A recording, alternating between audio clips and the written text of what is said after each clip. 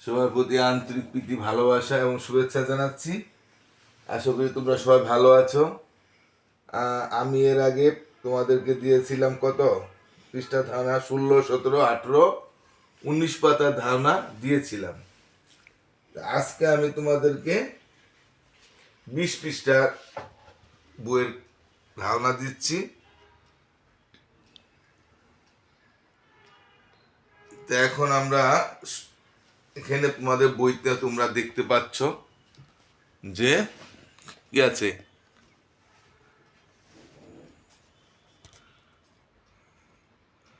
এখানে আছে যে 47, 352 ও 1000 সংখ্যাগুলো প্রতিটি অঙ্কের স্থানীয় মান লিখি।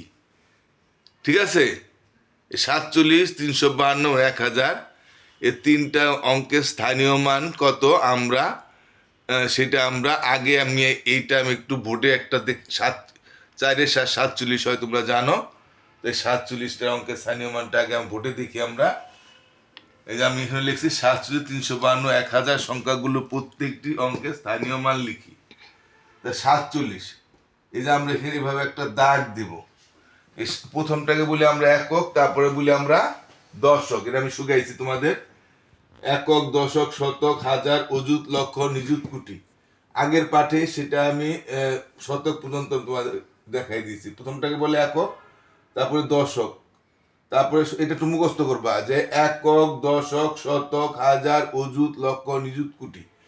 আমরা এই 8টা সংখ্যার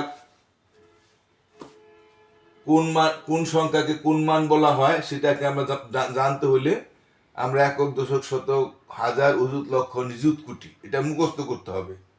আমি আগেও বলছি, এখনো বলছি। তা আমার এখানে 2টা সংখ্যা আছে, একক আর দশক। প্রথমটা বলবো একক, আর দ্বিতীয়টা হইলো দশক। 7 হইলো একক। একক মানে 7-এর মান 7ই থাকবে। 4 হইলো দশক। যেই সংখ্যাটা ধরবো তারপরে যতটা সংখ্যা অতটা শূন্য হয়। 4-এর পরে মাত্র একটা সংখ্যা আছে, তাহলে একটা শূন্য হবে। মানে 4-এর মান হলো 40। 4-এর পরে একটা শূন্য 40 হয়। 4 হলো কি আমরা একক, দশক, তাহলে 4 দশক। তারপরে 4-এর মান 40, 40।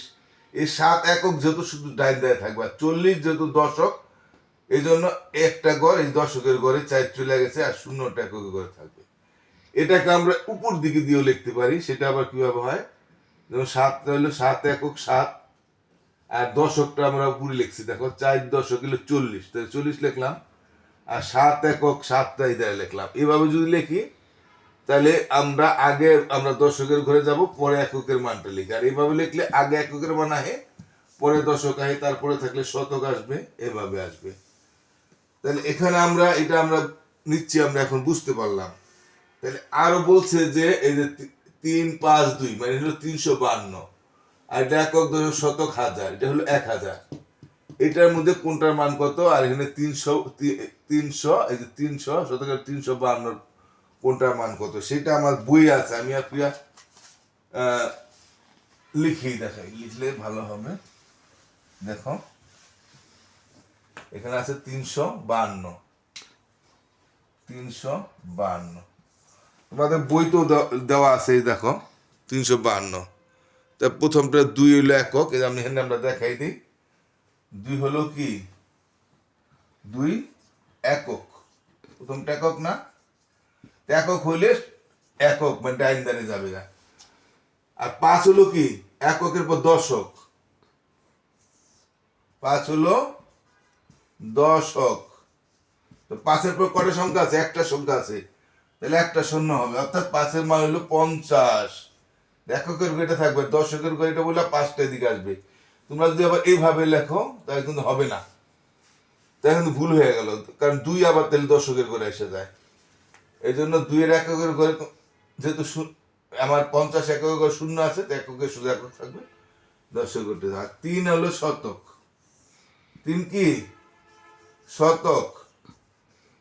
তাহলে আমার শতকে যদি হয় 300, আমরা 3-এর পরে 2টা সংখ্যা মানে 3 দিয়া 2টা শূন্য হবে, যে ঘরে যাবে এই ঘরে বাকিগুলি শূন্য হয়, 3 দিয়া 2টা শূন্য। তাই শতকের ঘর এদিকে এদিকে সরে আসবে, আর দশকের ঘরে শূন্য, এককের ঘরও শূন্য। এভাবে লিখতে হবে। তাই না? আবার যদি আমি আবারও বলি, তোমরা যদি এইভাবে লিখে ফেলো হবে না কিন্তু,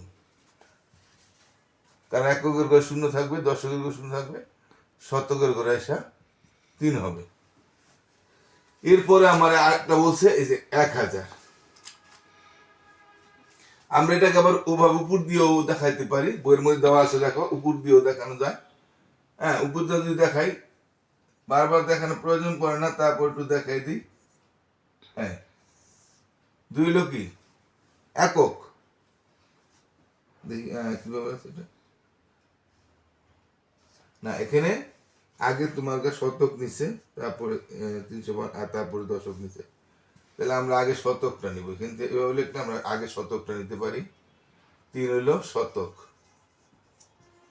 তাহলে 3 শতক মানে 3-এর পর 2টা সংখ্যা একই আর কি, এইভাবে আমরা দেখাইতে পারি। আর 5 হইলো কি দশক, তো দশক হইলে 5-এর পর একটা সময় 50, এই যে আমার দশকের ঘরে দশক, শতকের ফাঁক থাকবে। আর 2 হইলো, 2 কি, 2টা আমরা এখান থেকেও নিতে পারি, 2 হইলো একক, তো 2 হইলো একক, এককের ঘর কোনটা, এটা। এইভাবে আমরা লিখতে পারি, তোমাদের যেভাবে সুবিধা সেভাবে লিখতে পারো, মানে 2 ভাবেই দেখানো যায়। সেটাই বুঝাইছে। আমরা হাজারকে আমরা একবারই বুঝাই দিই, বারবার আমরা বুঝাবো না। এই যে 1000 দেখো, নিচে দেখো, তাহলে আমরা কি শূন্য কি, তোমার এখানে বন্ধ করছি, শূন্য একক শূন্য। আর এই শূন্য কি, এই শূন্য কিন্তু দশক, দশকে আমার 2টা শূন্য লাগবে। আর এটা এই শূন্য হইলো শতক, তার 3টা শূন্য লাগবে শতকে। কোনোটাই মান নাই, কিন্তু আমার লেখার সময় এককের ঘরে শূন্যতে একটা লিখতে হবে, দশকের ঘরে শূন্য 2টা শূন্য দিতে হবে, শতকের ঘরে শূন্য 3টা শতক লিখতে হবে। আর 1 নম্বর, আর 1 হইলো আমার কত, একক, দশক, হাজার, যেটা নিব তারপর 3টা শূন্য আছে, 3টা শূন্য দিব। একক হইলো হাজার, তাহলে 1 দিয়ে 3টা শূন্য হবে, এই শূন্য শূন্য শূন্য শূন্য, আর এই একটা একটু এদিকে সরে আসবে, না হাজারের ঘরে আসবে, আর 3টা শূন্য, এই শতকের ঘরে শূন্য, দশকের ঘরে শূন্য, এককের ঘরে শূন্য। এইটাই, এই বুঝাইতে চাইছি। তা আমরা এটা অতি সহজে বুঝতে পারছি। তা আমি আজকের পাঠটা বড় করতে চাচ্ছি না, আমি নিচে তোমাদের একটু পাঠ আছে, এটা আমি আরেকদিন দেবো। আমাদের বই খুব একটা বেশি তোমাদের পড়তে হবে না, যে কোনো বইয়েরকে প্রথম সাময়িক, দ্বিতীয় সাময়িক, তৃতীয় সাময়িক পরীক্ষা এবং বার্ষিক পরীক্ষা হয়। প্রথম সাময়িক, দ্বিতীয় সাময়িক, তৃতীয় সাময়িক, তিনটা ভাগ করে আমাদের যত পাতা আসে তত পাতার পাঠ দিলেই আমরা মানে বইয়ের পাবো। তা আমরা 3 ভাগ করে 1 ভাগ নিব। এখানে আমরা কত পাতা আছে আমরা দেখি, 125 পাতারে আমরা 3 ভাগ করলে যা হয়, তো সেই পাঠটা আমরা প্রথম সাময়িক পরীক্ষার আগে বুঝাইতে হবে। তো যাই হোক, যারা এই পাঠটা আজকে দেখছো এবং যারা দেখে নাই, তোমাদের আশেপাশে যারা আছে তাদেরকে একটু বলবে যেন আমার কীভাবে কানেক্ট হতে তোমরা জানো। আর আমার চ্যানেলের নাম হলো প্রাইমারি এডুকেশন অফ রঞ্জন, তোমরা জানো। তোমরা একটু দয়া করে যাদের আশেপাশে তোমাদের যা ছাত্রছাত্রী আছে বা তোমার স্কুলে গিয়ে একটু বলবে যেন আমার এই পাঠটি দেখে, কারণ আমরা 1000 সাবস্ক্রাইব হলে আমি কিছু টাকা পাবো, আর এমন তো কোনো লাভ নেই, আমি তো তোমাদের বিনা স্বার্থে দিয়ে যাবো এই পর্যন্ত। তা আমার 150টা সাবস্ক্রাইব হয়েছে, অন্তত বহু দূর। তো যাই হোক, তোমরা যদি সহযোগিতা করো হয়তো আমার কোনোদিন হবে। আজকের মতো পাঠটা শেষ করছি, তোমরা সবাই ভালো থাকো।